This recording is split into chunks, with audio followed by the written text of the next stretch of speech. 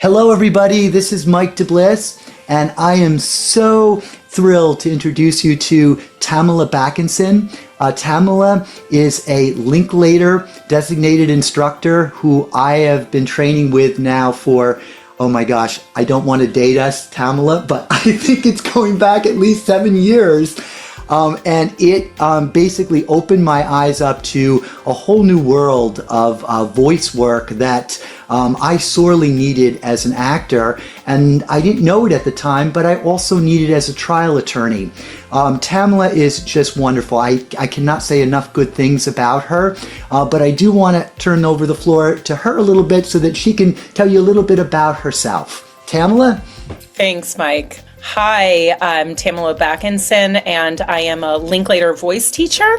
I'm also a Feldenkrais practitioner, which is a somatic body neurological education of the muscular skeletal system. So these things that I do mostly for a living have a lot in common about what we can do to understand ourselves more intimately and personally and intelligently in our mind-body connection. So the two of them actually have a very strong link, which is through line in life. As I discovered these practices in my training as an actor, you do movement work, you do voice work, you do acting classes, Shakespeare. And so these in particular in my training as an actor were so profoundly changing my life as a human that was greatly affecting my process as an actor that I knew at the age of 19, this is what I'm doing with my life. Like, I want to do this for other people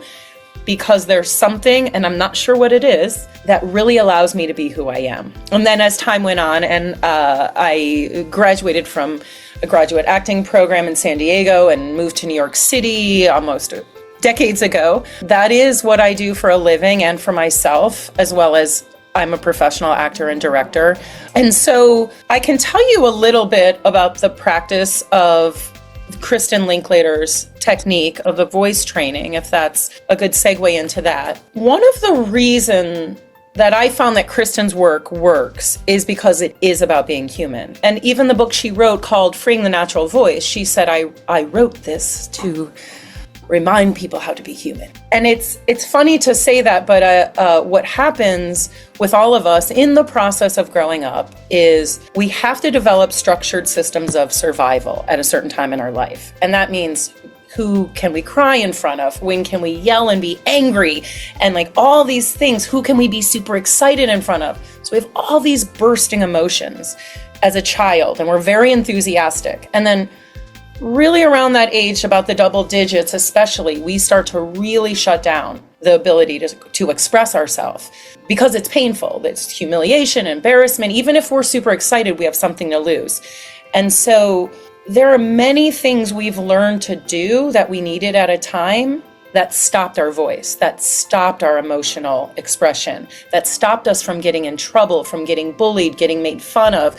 Boys don't cry, girls don't laugh. There's so many stigmas of how we all grow up. It could be culture, religion, education. And so Kristen, in her work with Iris Warren, who was her teacher, who was the student of Lionel Logue, who worked with the king, if you've seen the King's Speech, who had a stuttering problem. And Lionel Logue was working with many people coming back from the war who had major issues in breathing, speaking, trauma. We all have reasons that in our life heightened emotions have made us uncomfortable in public, particularly in public. And that is the thing. So when we're comfortable with people, when we're with people that we can really lie back with, and we tend to be have that human quality where we can be a great storyteller, we can tell a great joke.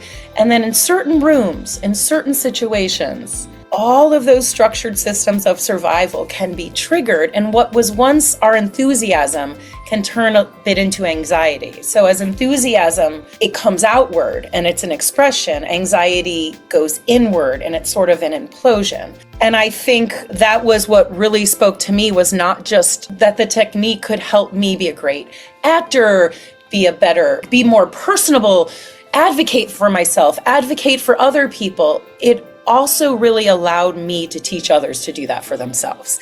And that was really the key to this stuff works. It works. I watch it. It works for everyone that wants to do the work. It's a process. And I think in particular, the brilliance of Kristen's work is the process of the order in which the technique is taught. And that's also what's super exciting for me.